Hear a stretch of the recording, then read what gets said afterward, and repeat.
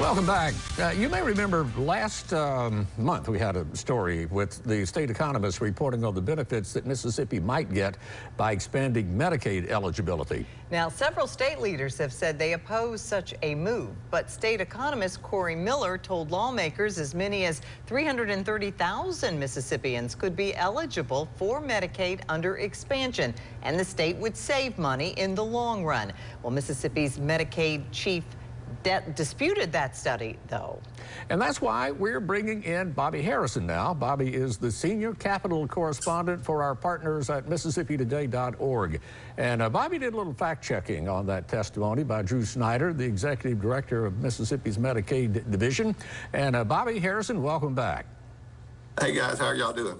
Well, first things first, what did Director Snyder actually tell lawmakers at their hearings last month? Well, he essentially said that the study, that he read through the study, and the study said that the study estimated about 230,000 people would sign up for Medicaid expansion if the state allowed it.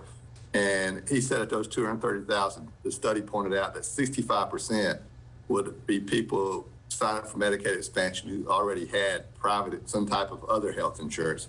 And of course, Governor Tate Reeves, who opposes Medicaid expansion, has used similar arguments in the past that a lot of people who would sign up for Medicaid expansion are people who already have private health insurance. And why would the state pay people who have health insurance already to sign up for Medicaid expansion, where the state would be paying the money, not those people?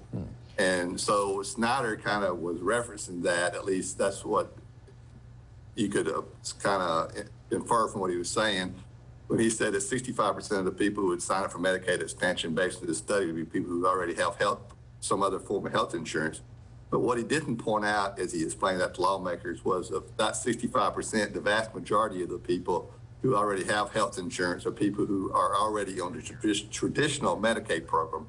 Now, if the state had Medicaid expansion, I know this is kind of confusing, but if the state had Medicaid expansion, these people would just move from the traditional program into Medicaid expansion, and this would actually save the state money, as the state economist pointed out, because with Medicaid expansion, the federal government pays 90% of the cost, and the state pays the other 10%. In the traditional Medicaid program, the state pays a much higher matching rate.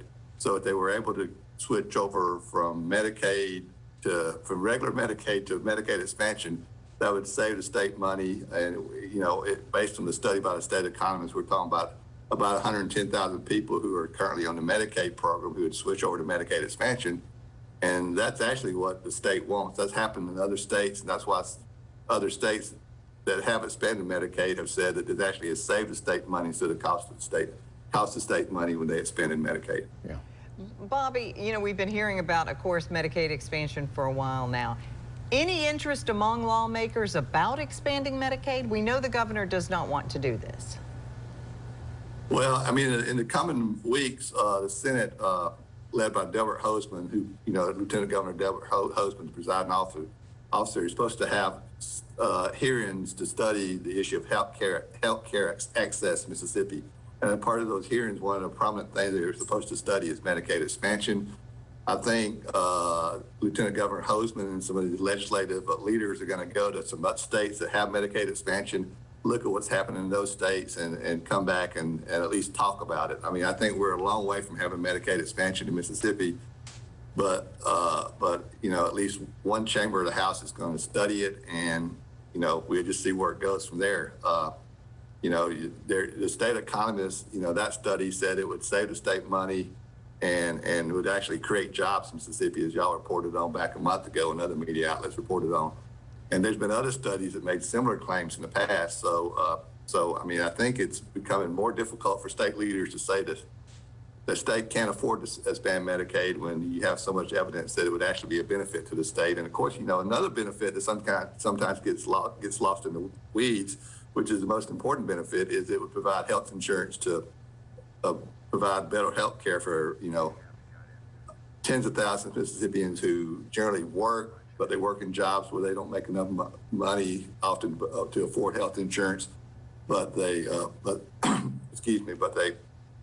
work and pay taxes. So, and many people believe they should have access to health care. All right, Bobby, I know it's complicated, and we appreciate you coming on. Bobby Harrison with MississippiToday.org explaining about more on this Medicaid expansion.